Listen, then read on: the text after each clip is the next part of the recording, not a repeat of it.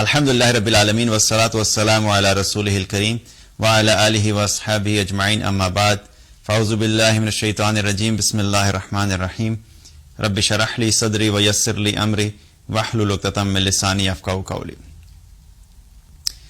اللہ تعالیٰ نے قرآن میں فرمایا فَأَلْهَمَهَا فُجُورَهَا وَتَقْوَاهَا، ہمارے اندر اللہ تعالیٰ نے دو طاقتیں رکھی ہیں، نیکی کی طاقت اور برائی کی طاقت، اور پھر فرمایا وَهَدَيْنَاهُمْ نَجْدَيْن، دو راستے دکھا دیے کہ ایک نیکی کا راستہ ہے اور ایک برائی کا راستہ ہے، اور پھر ان دونوں راستوں کا جو انجام ہے کہ کون کامیاب ہوگا کون ناکام ہوگا وہ بھی اللہ تعالیٰ نے بتا دیا۔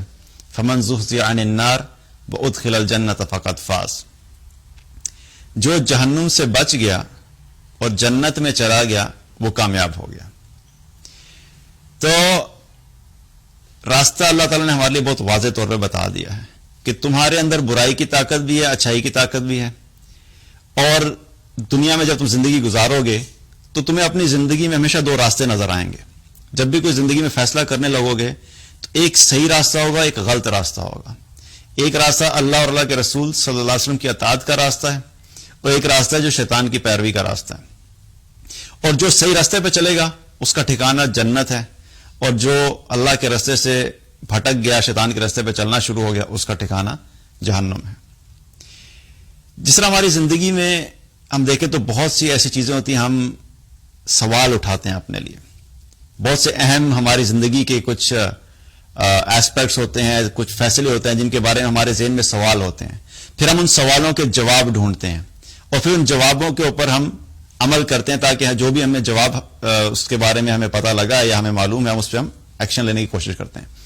مثال کے طور پہ جب آپ پڑھنا شروع کرتے ہیں تو پہلا سوال آپ کے ذہن میں آتا ہے کہ مجھے ڈگری کس چیز میں کرنی چاہیے۔ تو ایک سوال ہے، زندگی کا بہت اہم سوال ہے، کیونکہ انسان اپنی زندگی کا جو کیریئر ہوتا ہے اس کے حساب سے پھر پلان کرتا ہے۔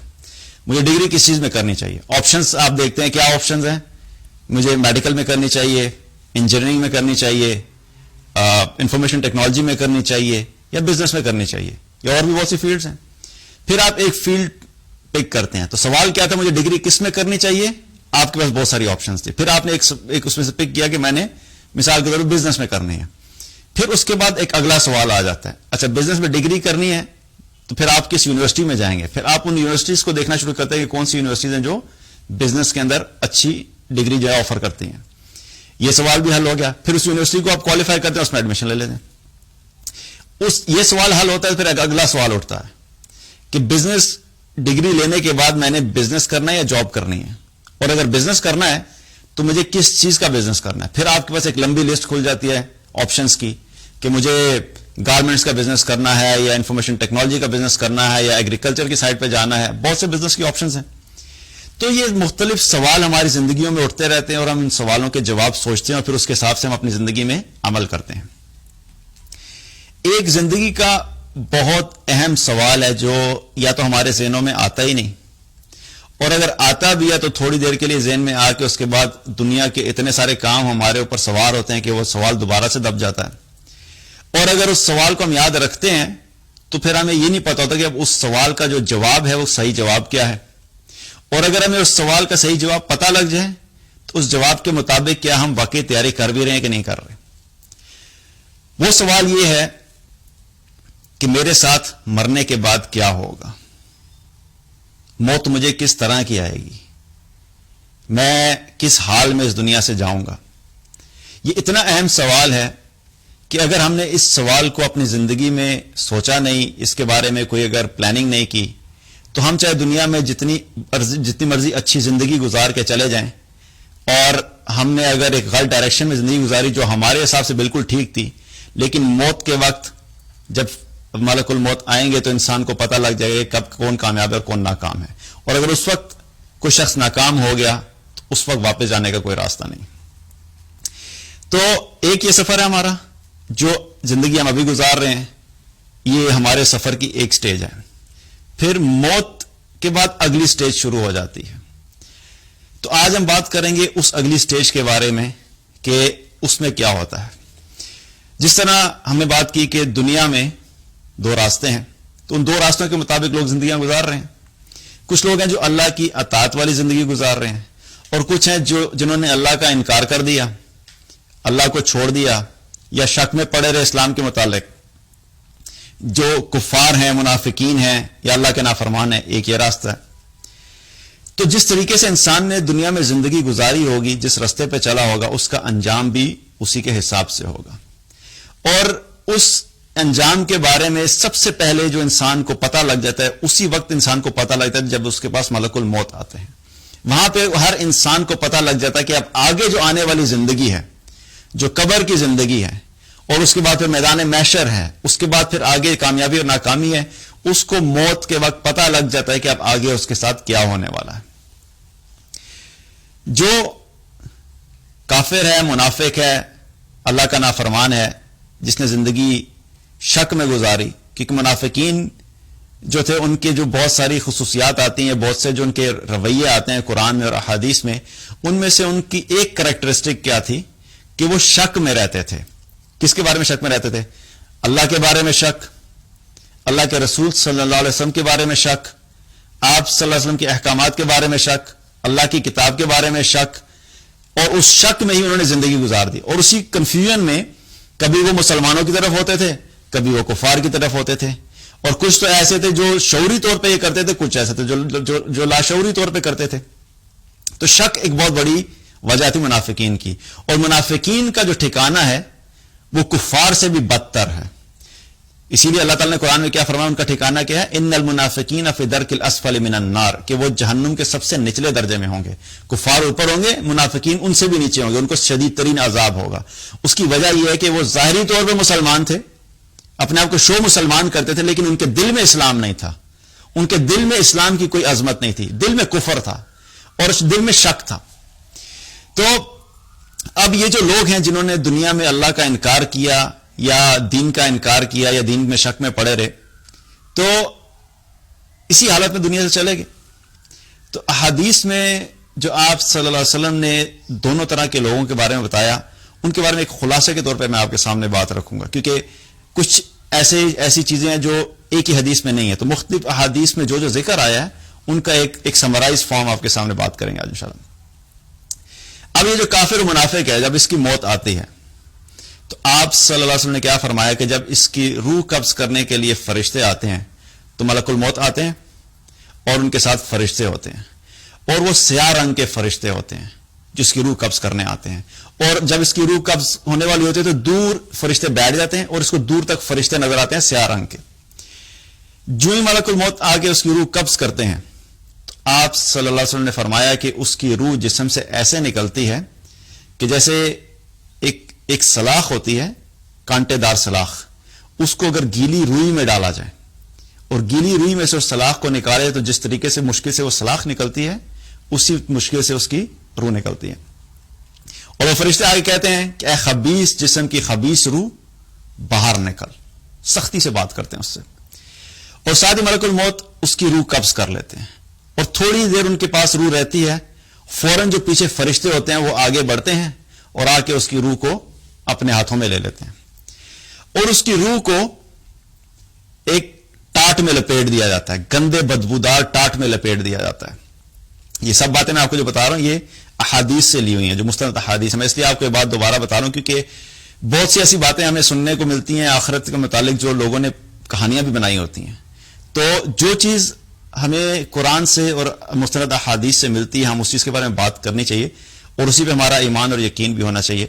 تو بہرحال اس کے ساتھ کیا ہوتا ہے کہ اس کی روح کو ٹاٹ میں لپیٹ دیا جاتا ہے، ایک بدبودار ٹاٹ ہوتا ہے جس میں اس کی روح کو لپیٹ دیا جاتا ہے.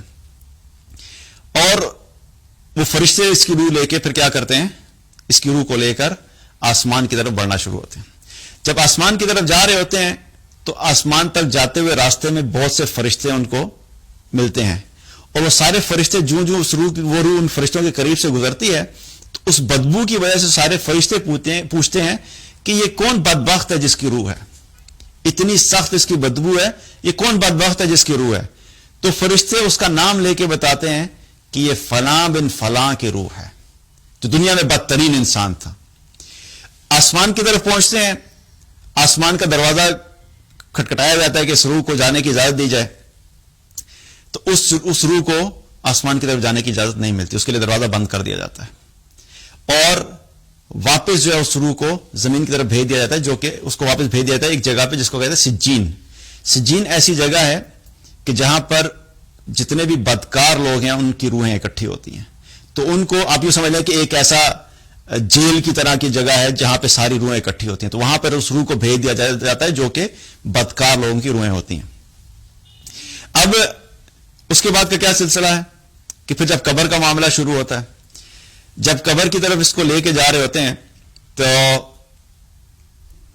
یہ اتنے زور زور سے پکارتا ہے، جو لے جانے والے ان کو کہتا ہے کہ مجھے واپس لے چلو، مجھے واپس لے چلو، لیکن آپ صلی اللہ علیہ وسلم نے کیا فرمایا کہ اس کی چیخو پکار انسانوں کے علاوہ تمام مخلوقات سن رہی ہوتی ہیں، انسان نہیں سن سکتے صرف، کہ مجھے واپس لے چلو، کیونکہ اس کو اب پتا ہوتا ہے کہ اب اس کے ساتھ کیا ہونے والا ہے، لیکن اب واپس جانے کا چانس نہیں ہے۔ پھر اس کو جب قبر میں ڈالا جاتا ہے، قبر میں ڈال دیا جاتا ہے، قبر میں ڈالنے کے بعد جب قبر بند کر دی جاتی ہے اور گھر والے واپس جاتے ہیں، تو آپ صلی اللہ علیہ وسلم نے کیا فرمایا کہ یہ جو میت ہوتی ہے اپنے واپس جانے والوں کے قدموں کی چاپ کو سنتی ہے، اس کو محسوس ہوتا ہے کہ واپس جا رہے ہیں۔ اب جب قبر میں ڈال دیا جاتا ہے تو اس کے بعد ایک اور مرحلہ شروع ہوتا ہے، اس کے پاس آ جاتے ہیں فرشتے منکر نکیر۔ منکر نکیر دو فرشتے ہیں جن کا حلیہ نبی صلی اللہ علیہ وسلم نے مختلف احادیث میں بتایا کہ وہ کس طرح کے فرشتے ہیں۔ اب وہ ان کا حلیہ کیا ہے؟ آپ صلی اللہ علیہ وسلم نے فرمایا کہ یہ دو سیاہ رنگ کے فرشتے ہیں، ان کی آنکھیں جو ہیں وہ نیلے رنگ کی ہیں، اور ان کی آنکھوں کا سائز دو بڑے تانبے کے برتنوں کی طرح ہے، اور ان کے بال لمبے ہیں، اور ان کے دو دانت ہیں جو کہ گائے کے سینگ کی طرح کے ہیں، اور اتنے لمبے ہیں کہ وہ زمین میں گڑے ہوئے ہوں گے۔ اب اس کو جب قبر میں ڈال دیا جاتا ہے تو اس کے پاس منکر نکیر آتے ہیں، اور وہ زمین کو میں دانت گڑے ہوئے ہوتے ہیں، اور آ کر اس کو اٹھاتے ہیں اور ایک گرجدار آواز میں اس سے پوچھتے ہیں۔ اب سوال شروع ہونے لگے ہیں اس سے۔ پہلا سوال کیا ہوتا ہے؟ من ربک کا، تیرا رب کون ہے؟ تیرا رب کون ہے؟ اب یہ کافر ہے، منافق ہے، یا ایسا شخص ہے جس نے اپنی زندگی اس طرح گزاری کہ اس نے اللہ کو مانا ہی نہیں، یا اگر مانا تھا تو رب مان کے نہیں گزارا، یا صرف نام لے لیتا اس کے بعد ساری زندگی اللہ کی نافرمانی کرتا رہا۔ تو جب سے سوال ہوگا تیرا رب کون ہے تو وہ کہے گا مجھے نہیں پتا۔ آپ سوچئے نا، کیونکہ ہیومن مائنڈ سیٹ بھی کیا ہے کہ انسان، آج بھی ہم اپنا جائزہ لیں تو ہم جس قسم کی دنیا میں رہتے ہیں، ہم جس قسم کے ماحول میں رہتے ہیں، ہمارے ذہن میں ہر وقت وہی چیز چلتی رہتی ہے۔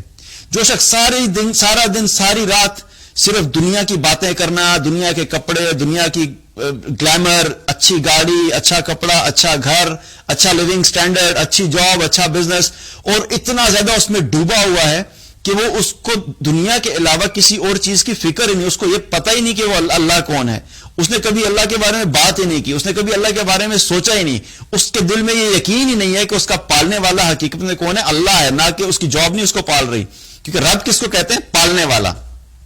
تو جب اس کے شعور اور لاشعور میں یہ بسا ہوا ہے کہ نہیں، مجھے میری جاب کی وجہ سے مل رہا ہے سب کچھ، مجھے میرے بزنس کی وجہ سے دنیا میں سب کچھ مل رہا ہے، میرا بزنس مجھے پال رہا ہے، میرا باس مجھے پال رہا ہے، میری جاب مجھے پال رہی ہے، تو حقیقت میں اس کے دل کا یقین اللہ پہ نہیں ہے۔ تو اب جب وہ قبر میں ڈالا جائے گا تو جب دنیا میں اس کے دل میں یقین نہیں تھا تو اچانک سے تو یقین نہیں آ جائے گا نا، کیونکہ قبر کی کیفیت کیا ہے؟ قبر میں انسان کی فیلنگز ویسے ہی ہوں گی جیسے آج ہم دنیا میں ہیں۔ حضرت عمر رضی اللہ عنہ ایک دفعہ نبی صلی اللہ علیہ وسلم کے ساتھ موجود تھے، تو آپ صلی اللہ علیہ وسلم نے قبر کا ذکر کیا اور منکر نکیر کا ذکر کیا۔ تو جب منکر نکیر کے ان حلیہ کا ذکر کیا اور ان سوالوں کا ذکر کیا تو عمر رضی اللہ عنہ نے سوال کیا کہ یا رسول اللہ صلی اللہ علیہ وسلم، کیا جب ہم قبر میں ڈالے جائیں گے تو اس وقت ہماری حالت ایسے ہی ہوگی، ہمارا سوچنا اور ہماری حالت ایسی ہی ہوگی جیسے ہم دنیا میں ہیں؟ یعنی جس طرح ابھی ہم بات کر رہے ہیں، سوچ رہے ہیں، سمجھ رہے ہیں، ہم سے کوئی سوال کرے تو جس طرح ہم جواب دے سکتے ہیں، تو کیا ویسی حالت ہوگی؟ تو آپ صلی اللہ علیہ وسلم نے فرمایا ہاں بالکل ایسی حالت ہوگی۔ تو عمر رضی اللہ نے فرمایا کہ پھر میں ان کو سنبھال لوں گا، پھر ان منکر نکیر کو میں سنبھال لوں گا۔ یعنی کہ ایمان کی ایسی طاقت ہے کہ جس شخص نے دنیا میں ایمان کے ساتھ اور اللہ کو رب مان کی زندگی گزاری ہوگی وہ پریشان نہیں ہوگا۔ دوبارہ اس سے جب کافر سے سوال ہوگا اور اس سے قبر میں تو وہ کہے گا میں نہیں جانتا، پھر اسے پوچھا جائے گا دین کیا ہے، تیرا دین کیا ہے، ماں دینوں کا، تیرا دین کیا ہے، وہ کہے گا مجھے نہیں پتا۔ پھر نبی صلی اللہ علیہ وسلم کے بارے میں سوال کیا جائے گا کہ اس شخص کے بارے میں کیا جانتے ہو، وہ کہے گا مجھے نہیں پتا. اب جب یہ سوال دے گا، جواب دے گا ان سوالوں کے، تو کیا ہو گیا؟ اس کی ناکامی شروع ہوگی. فرشتے اب اس کے لیے کیا ہوگا کہ اب اس کے جو ہے نا اس کو پتہ لگ جائے گا میں ناکام ہو گیا ہوں، اس پہ سزا شروع ہو جائے گی. حدیث میں آتا ہے کہ اس کو بھی فرشتے گرز سے مارنا شروع ہوں گے. گرز کیا چیز ہے؟ کہ ایک بہت بڑا لوہے کا ایک آپ سمجھ لیجئے کہ ہتھوڑے کی طرح کی ایک چیز ہے جس سے اس کو مارا جائے گا، اور اس کے سر پہ مارا جائے گا. اور سر پہ کیوں مارا جائے گا؟ کیونکہ یہ سر میں دماغ جو ہے اللہ تعالیٰ نے کہاں رکھا ہے؟ سر کے اندر رکھا ہے. اور یہ دماغ جو اللہ نے دیا تھا تمہیں، یہ اس لیے نہیں دیا تھا کہ تم دنیا کی لذتیں اور صرف دنیا کو فوکس کر کے گزارو. تم نے اپنے رب کے بارے میں سوچا ہی نہیں، تم نے اپنی زندگی کے مقصد کے بارے میں سوچا ہی نہیں، تم نے مرنے کے بعد آنے والی زندگی کے بارے میں سوچا ہی نہیں. تم دنیا میں ہر چیز میں اپنی عقل کو استعمال کرتے تھے، لیکن تمہیں اتنی سی بات نہیں سمجھ آئی کہ مرنے کے بعد ایک زندگی ہے. تمہیں اتنی سی بات نہیں سمجھ آئی کہ اتنی بڑی کائنات جو بنی ہوئی ہے، اتنا بڑا جو نظام چل رہا ہے، اس کو چلانے والا کوئی رب ہے. تو تم نے چونکہ دماغ کو استعمال نہیں کیا، تو سزا کدھر سے شروع ہوگی؟ دماغ سے شروع ہوگی. اسے سر پہ مارا جائے گا. اور پھر کیا آئے گا؟ پھر حکم ہوگا، پھر ندا آئے گی، آسمان سے ایک ندا آئے گی کہ اس کے لیے آگ کا بستر تیار کر دو. اس کے لیے آگ کا بستر تیار کر دو. اس کے لیے آگ کا بستر تیار کیا جائے گا. پھر اس کے بارے میں حکم ہوگا کہ اس کو آگ کا لباس پہنا دو. اس کو آگ کا لباس پہنا دیا جائے گا. پھر جو قبر ہے، قبر میں اس کو جنت دکھائی جائے گی. جنت دکھائی جائے گی. جو وہ جنت کو دیکھے گا تو اس کو بتایا جائے گا کہ یہ تیرا ٹھکانہ ہو سکتا تھا اگر تو اللہ کی اطاعت کرتا، اگر تو اللہ کو اپنا رب مانتا، اگر تو نے زندگی اسلام کے مطابق گزاری ہوتی تو یہ تیرا ٹھکانہ ہو سکتا تھا. لیکن چونکہ تو نے اللہ کا انکار کیا، اسلام کا انکار کیا، نبی صلی اللہ علیہ وسلم کا انکار کیا، تو اب تمہارے لیے جہنم ہے. پھر اس کی قبر میں جہنم کی کھڑکی کھول دی جائے گی، جہاں سے جہنم کی آگ اور زہریلی ہوا اس کی قبر میں مستقل آتے رہے گی. اور ایک اور حدیث میں آتا ہے، اس کا مفہوم ہے کہ نبی صلی اللہ علیہ وسلم نے فرمایا کہ پھر اس کے اوپر ازدہے مسلط کر دیے جائیں گے. اس کے اوپر ازدہے مسلط کر دیے جائیں گے. اور ان ازدہوں کے بارے میں فرمایا کہ وہ ہر ایک ازدہے کے 70 سر ہوں گے، اور ایک سر کے 7 منہ ہوں گے. اور یہ ازدہا اس کو قیامت تک ڈستا رہے گا، قیامت تک ڈستا رہے گا. اور ان کے زہر کے بارے میں آپ صلی اللہ علیہ وسلم نے کیا فرمایا کہ اتنے زہریلے ہیں کہ اگر ان میں سے کوئی ازدہا زمین پہ پھونک دے تو وہاں پر قیامت تک کے لیے کوئی چیز نہ اگ سکے. ایسا زہر ہے اس کا. تو یہ سب چیزیں کیا ہیں؟ یہ اب اس کی ناکامی شروع ہوگی. اور پھر فرمایا کہ اس کی قبر کیا کر دی جائے گی؟ اس کی قبر اتنی تنگ کر دی جائے گی کہ اس کی دونوں طرف کی پسلیاں آپس میں ایک دوسرے کے اندر چلی جائیں گی. اب یہ سب کس کے ساتھ ہو رہا ہے؟ جس نے اس زندگی میں اللہ کو اپنا رب نہیں مانا، اسلام کو امپورٹنس نہیں دی، یا تو انکار ہی کر دیا اسلام کا. اور اگر اسلام میں آیا بھی تھا، کلمہ پڑھا بھی تھا، اس کے بعد اپنی خواہشات میں چلتا رہا، اپنی زندگی گزارتا رہا، کوئی اسے غرض نہیں اسلام سے، کوئی اسے پتہ نہیں کہ مجھ پہ کیا فرض کیا گیا ہے. 5 وقت کی نماز اللہ نے فرض کی، اس کو کوئی اس چیز کی فکر نہیں کہ میں نماز پڑھوں. اللہ سبحانہ تعالیٰ نے قرآن دیا، اس کو کوئی فکر نہیں کہ میں قرآن کے مطابق اپنی زندگی بسر کروں. بالکل اس طریقے سے گزاری. تو اب کیا ہے کہ اب ناکامی شروع ہوگی. اب یہ ناکامی قیامت تک کے لیے. آپ سوچئے کہ دنیا میں ہمیں اگر کچھ تکلیف ہوتی ہے تھوڑی دیر کے لیے، ہاتھ جل گیا یا کوئی کٹ لگ گیا یا کوئی بہت شدید بیماری آ گئی، تو 1 دن 2 دن 10 دن ہفتہ مہینہ انسان تکلیف میں گزارتا ہے، اور انسان ایک امید میں ہوتا ہے کہ چلو کسی وقت ہی بہتر ہو جائے گی. لیکن اگر وہ بہتر نہیں بھی ہو تو ورسٹ کیس میں کیا ہو سکتا ہے؟ زیادہ سے زیادہ کیا ہوگا؟ موت آ جائے گی.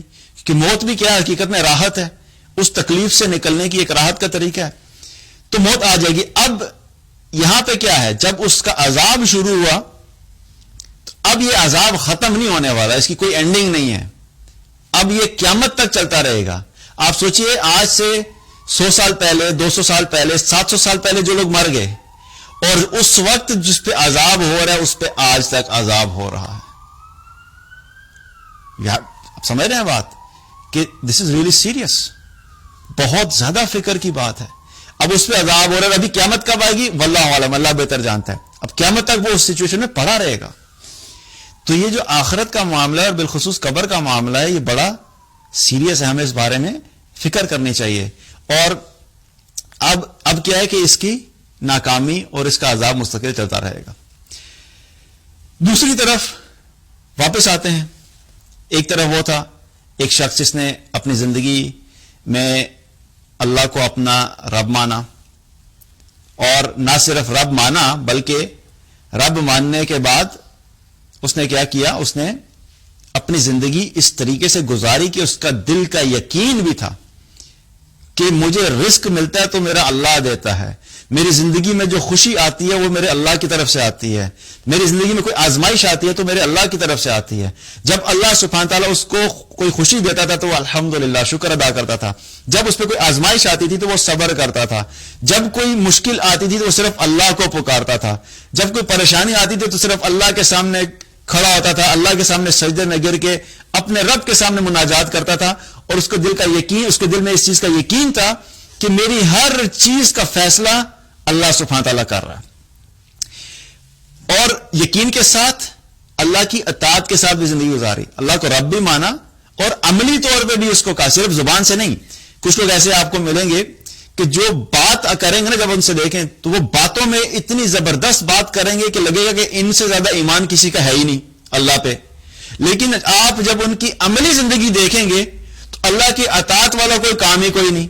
تو صرف زبانی دعووں سے مسئلہ حل نہیں ہوگا بلکہ عمل بھی ضروری ہے, کیونکہ جو انسان دل سے اللہ کو اپنا رب مانتا ہے اس کا عمل اس چیز کی تصدیق بھی کرتا ہے کہ یہ واقعی اللہ کو اپنا رب ماننے والا ہے.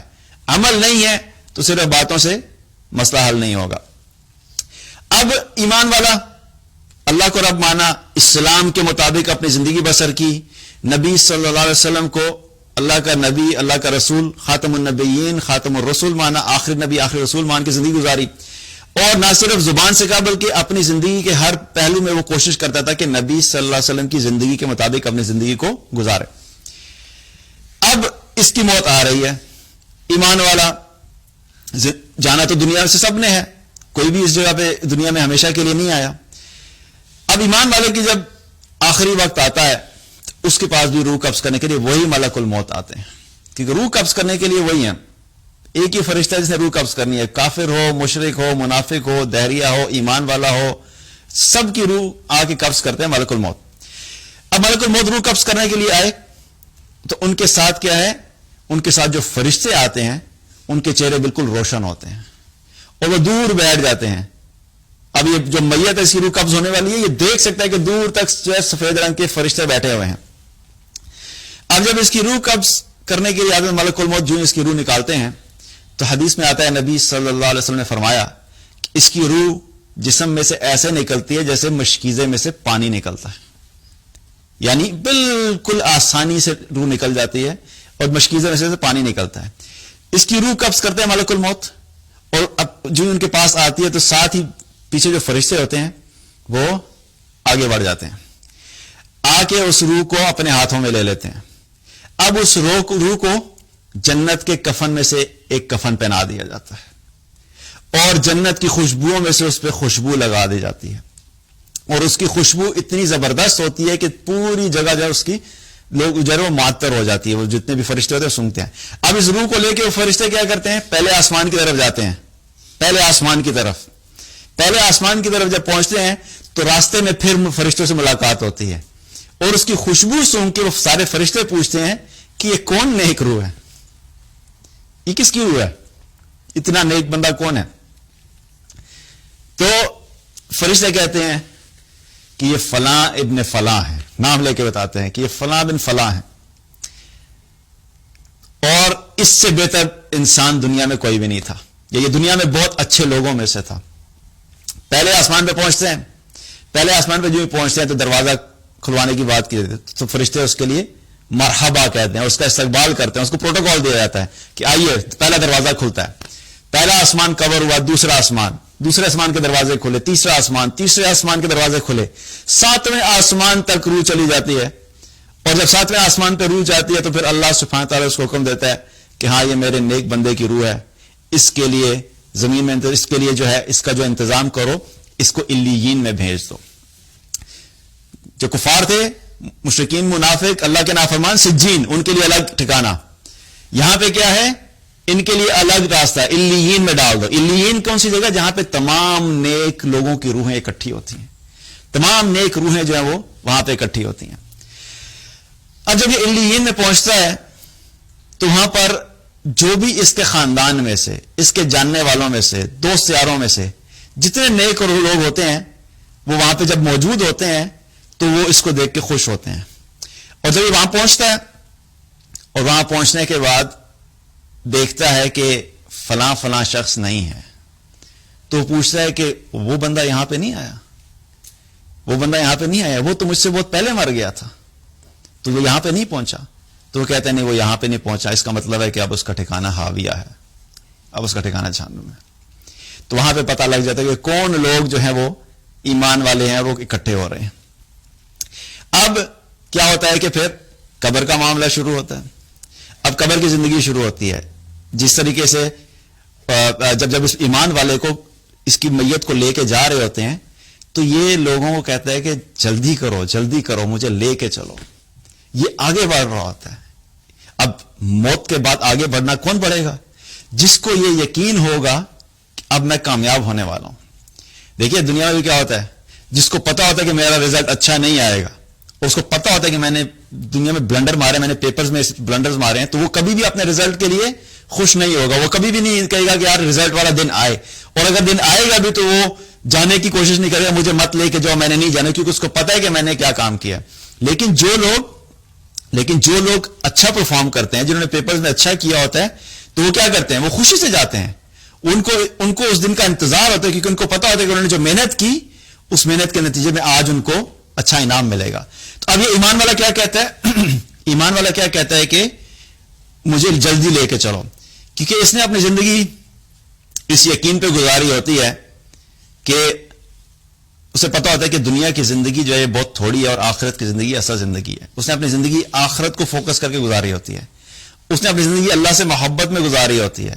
اس نے اپنی زندگی اللہ کے رسول صلی اللہ علیہ وسلم کی اطاعت میں گزاری ہوتی ہے.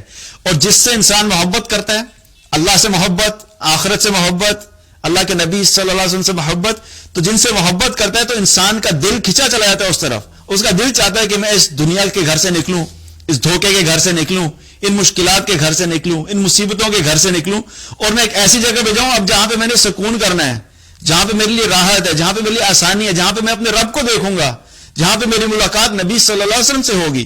تو وہ کہتے ہیں مجھے جلدی لے کے چلو، مجھے جلدی لے کے چلو.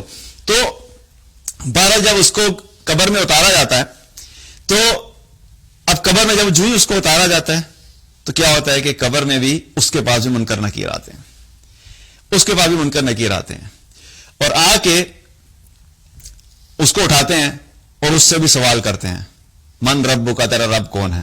تو آگے سے کیا جواب دیتا ہے، ربی اللہ، میرا رب اللہ ہے. اب یہ کیسے بھول سکتا ہے بھائی، جس نے ساری زندگی صبح دوپہر شام اللہ اللہ کرتا رہا.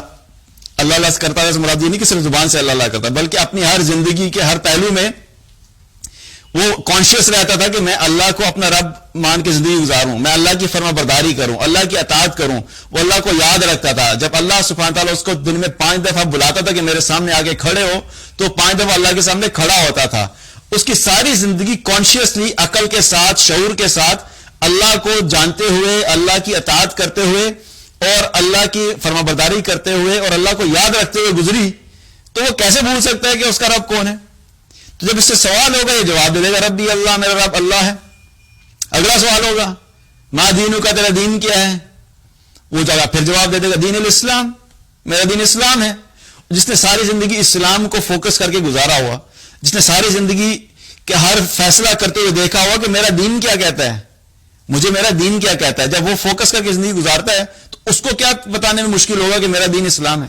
مشکل تو وہ ہوگا نا جس نے، اس کے لیے ہوگا نا جس نے اسلام کو مانا ہی نہیں، یا مانا ہے تو اس نے اسلام کو امپورٹنس ہی نہیں دی، یا اپنی زندگی جو گزارتا تھا تو وہ اپنے جو بھی فیصلے کرتا تھا دیکھتا تھا میرا باس کیا کہتا ہے، میرا بزنس کیا کہتا ہے، میرا ایکسپیرینس کیا کہتا ہے، میری عقل کیا کہتی ہے، میری لاجک کیا کہتی ہے، میرا فلاں جاننے والا کیا کہتا ہے. اس کو اسلام سے کوئی غرض ہی نہیں تھا.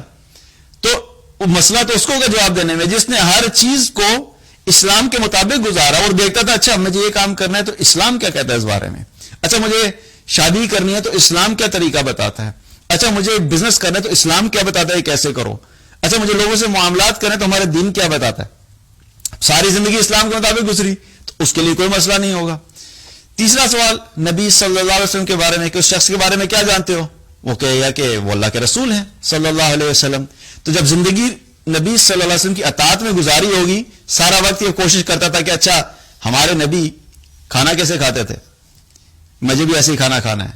ہمارے نبی لوگوں سے بات کیسے کرتے تھے، مجھے بھی ویسی بات کرنی ہے. ہمارے نبی صلی اللہ علیہ وسلم کا حلیہ کیسا تھا، میں نے ویسا حلیہ کرنا ہے. ہمارے نبی صلی اللہ علیہ وسلم اپنے گھر میں کیسے ہوتے تھے، میں نے ویسا ہی ہونا ہے. ہمارے نبی صلی اللہ علیہ وسلم جو تجارت کرتے تھے اس میں کیسے کرتے تھے. اب اس نے زندگی میں یہ چیز ذہن میں رکھ کے گزاری تو وہ کیسے بھول سکتا ہے کہ اللہ کے رسول صلی اللہ علیہ وسلم کون تھے. تو جواب دے دے گا. تینوں جواب صحیح ہو گئے. اگلا سوال فرشتے پوچھیں گے وما یدریک، تم نے تو تینوں سوالوں کے جواب صحیح دے دیے، تمہیں پتا کہاں سے چلا؟ پیپر آؤٹ ہو گیا ہے. پیپر آؤٹ ہو گیا تھا کیا؟ تو پیپر واقعی آؤٹ ہو گیا. اللہ نے پیپر آؤٹ کیا ہے، مسئلہ ہے کہ ہمیں پتا نہیں ہے. تو پوچھیں گے وما یدریک، کہاں سے پتا لگا تمہیں؟ تو آگے سے جواب دے گا قرأت کتاب اللہ وآمنت بہ وصدقت. کیا جواب دے رہا ہے؟ میں اللہ کی کتاب پڑھا کرتا تھا، میں اس پہ ایمان لایا تھا اور میں نے اس کی تصدیق کی تھی. پیپر آؤٹ ہے، آج بھی آؤٹ ہے. وہ یہ نہیں کہہ رہا کہ میں نے مینجمنٹ کی ڈگری لی تھی، میں نے MBA کیا تھا، میں نے ڈبل PhD کی تھی، میں ڈاکٹر تھا، بہت بڑا ڈاکٹر تھا، میں بہت بڑا سائنٹسٹ تھا، میں نے اپنی عقل سے سارے جواب سوچے ہیں، میں لاجک میں بڑا اچھا تھا، میری کریٹیوٹی بڑی اچھی تھی، میں نے خود سوچ کے جواب دیا. نہیں. جواب کیا آ رہا ہے؟ میں اللہ کی کتاب پڑھا کرتا تھا. تو ہمیں کیا پتا لگ رہا ہے؟ بڑی بڑی ڈگریاں لے کے بھی اگر گئے تو قبر میں ہماری ڈگریاں کام نہیں آئیں گی، ایک کتاب کام آئے گی، اللہ کی کتاب. اگر وہ نہیں پڑھی تو پھر فکر کرو کہ قبر کے سوالوں کے جواب کیسے دیں گے، کیونکہ پیپر آؤٹ ہوا ہے وہ قرآن میں ہے، اور اگر جہاں پہ آؤٹ ہو کے اس کے سوال جواب ہے وہاں پہ نہیں پڑھا تو پھر کیا ہے؟ فکر کی بات ہے کہ قبر میں ہم جواب کیا دیں گے. تو وہ جواب دے دے گا. تو پھر کیا ہوگا کہ جب یہ جواب دے گا تو پھر اوپر سے ایک صدا آئے گی کہ اس نے بالکل سچ کہا، اس نے بالکل سچ کہا. اور پھر حکم آئے گا اس کے لیے جنت کے بستر میں سے ایک بستر تیار کرو، اس کو جنت کے لباس میں سے ایک لباس پہناؤ، اس کو جنت کی خوشبوؤں میں سے ایک خوشبو اس کے لیے لگاؤ اس کو، اور پھر اس کے لیے حکم ہوگا کہ اس کی قبر کو کشادہ کر دو، کھلی کر دو، قبر کشادہ کر دو. اور حدیث میں آتا ہے کہ 70 ہاتھ اس کی جو ہے قبر کشادہ ہو جائے گی. 70 ہاتھ کا مطلب کہ تقریباً 105 فیٹ، 105 فٹ تقریباً. اب اس کی قبر کشادہ ہوگی اور پھر فرمایا کہ اس کی قبر میں روشنی بھی کر دو. اور ایک حدیث میں آتا ہے کہ آپ صلی اللہ علیہ وسلم نے کیا فرمایا کہ اس کی قبر میں ایسے روشنی ہوگی جیسے 14ویں کے چاند کے دن کی رات کی روشنی ہوتی ہے، ویسے اس کی قبر روشن ہو جائے گی. اور اب کیا ہوگا کہ اب اس کو یہ اسی طریقے سے سوتا رہے گا، اس کو کوئی ڈسٹرب نہیں کرے گا. اور ویسے بھی دیکھا جائے تو یہ قبر کی کشادگی کیوں امپورٹنٹ ہے. انسان جب سوتا ہے، ہم اپنے بستر پہ جب سوتے ہیں تو سارا وقت ہم سیدھا نہیں سو سکتے، ہمیں تھوڑی سپیس چاہیے ہوتی ہے. کبھی سیدھا سوتے ہیں، کبھی کروٹ کرتے ہیں، کبھی ٹانگیں بینڈ کرتے ہیں، کبھی سیدھی کرتے ہیں. تو کیا ہے، انسان اس طریقے سے سوتا ہے.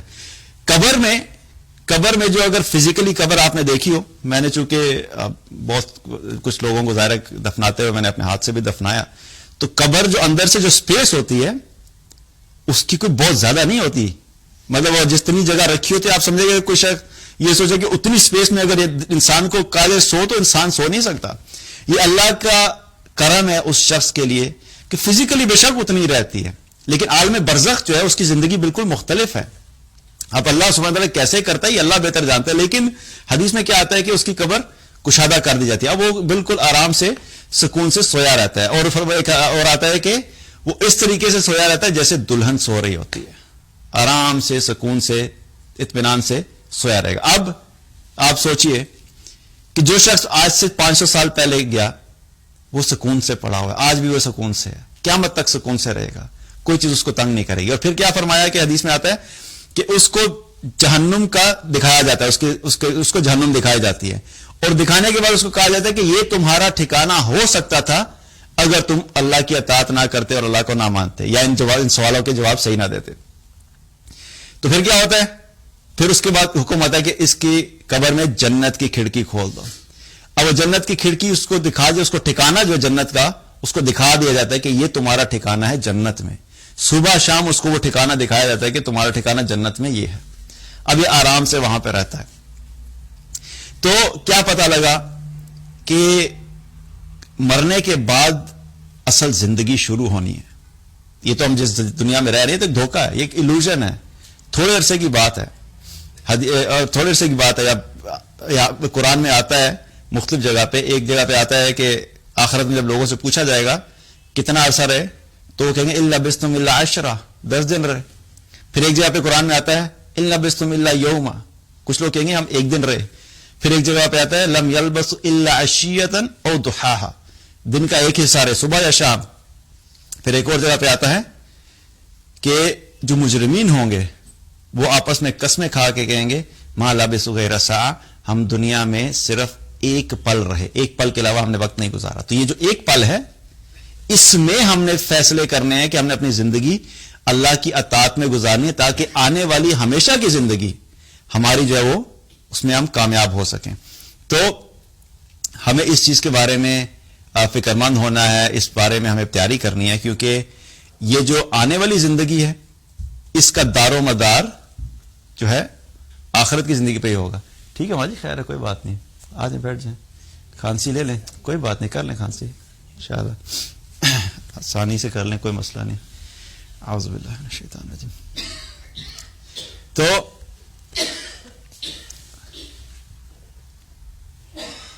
تو ہمیں کیا کرنا ہے کہ ہمیں دنیا میں تیاری کر کے جانی ہے. اور قبر کے بارے میں صحابہ جو تھے وہ بڑے پریشان ہوتے تھے. حضرت عثمان رضی اللہ عنہ جب بھی قبر پہ جاتے تھے کسی کی تو وہ اتنا روتے تھے کہ ان کی داڑھی تر ہو جاتی تھی, کپڑے تر ہو جاتے تھے. تو لوگ ان سے پوچھتے تھے کہ آپ آخرت کا جب سنتے ہیں, جنت اور جہنم, جب جہنم کے بارے میں سنتے ہیں تو آپ اتنے نہیں روتے جتنا آپ قبر کو اس کے بارے میں سن کے روتے ہیں. تو کہتے ہیں کہ میں نے نبی صلی اللہ علیہ وسلم کو فرماتے ہوئے سنا ہے کہ قبر انسان کی آخرت کی منزلوں میں سے پہلی منزل ہے, جو اس میں کامیاب ہو گیا اس کی آگے کی منازل بھی آسان ہو جائیں گی, اور جس کی اس میں پکڑ ہوگی اس کے لیے آگے بھی مشکل ہی مشکل ہے. تو اس وجہ سے میں بہت روتا ہوں. تو قبر کی زندگی کیا ہے, موت کے بعد کی آنے والی زندگی, اس کا سارا دار و مدار ہماری دنیا کے اعمال کے اوپر ہے. آج ہم اگر غفلت میں زندگی گزاریں گے, اللہ کی نافرمانی میں زندگی گزاریں گے, اسلام کو چھوڑ کے زندگی گزاریں گے, اپنی من چاہی زندگی, اپنی خواہشات کی پیروی, اور بڑے بڑے دنیاوی سو کالڈ انٹلیکچوئلز جو بڑے بڑی باتیں کرتے ہیں, جن کا نہ اسلام کا پتہ, نہ دین کا پتہ, نہ موت کے بعد کی زندگی کا پتہ, بس صرف ٹوٹل فوکس اپنی دنیا کی زندگی کو بہتر بنانے کے بارے میں. اب میں یہ نہیں کہہ رہا کہ دنیا کی زندگی کو آپ نے بالکل ہی جو چھوڑ ہی دینا ہے. ہمیں ظاہر ہے دنیا میں رہنا ہے, ہم نے جابز بھی کرنی ہے, ہم نے بزنس بھی کرنا ہے, ہم نے اپنے اچھی ایجوکیشن بھی لینی ہے, ہم نے دنیا میں بھی باقی چیزوں میں بھی کمپیٹ کرنا ہے, ہم نے ایک بہتر امت کے طور پہ رہنا ہے. لیکن صرف دنیا کے ہو کے رہ گئے اور آخرت کو بھول گئے تو یہ بہت بڑی ناکامی ہے.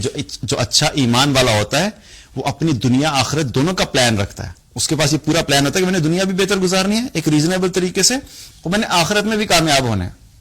اس کے پاس دنیا کا بھی پلان ہوتا ہے, اس کے بعد آخرت میں تیاری کا بھی پلان ہوتا ہے. تو ہمیں آخرت کے لیے بھی تیاری کرنی ہے تاکہ جب ہم لوگ اس دنیا سے جا رہے ہوں تو ہماری روح قبض کرنے کے لیے جو ملکوت موت آئیں تو جو روشن فرشتے ہیں, روشن چہروں والے فرشتے ہیں, ان کے ساتھ آئیں. اور جب ہم دنیا سے جا رہے ہوں تو اللہ ہم سے راضی ہو, اور جب ہم قبر میں ڈالے جائیں تو ان کامیاب لوگوں کی طرح ہوں کہ جن کے لیے قبر کشادہ کر دی جائے. اللہ تعالی ہم سب کو عمل کی توفیق عطا فرمائے, آخرت کی تیاری کی توفیق عطا فرمائے, اور ہم سب کو قبر کے عذاب سے اور جہنم کے عذاب سے محفوظ کرے. بارک اللہ ولکم. السلام علیکم ورحمۃ اللہ وبرکاتہ.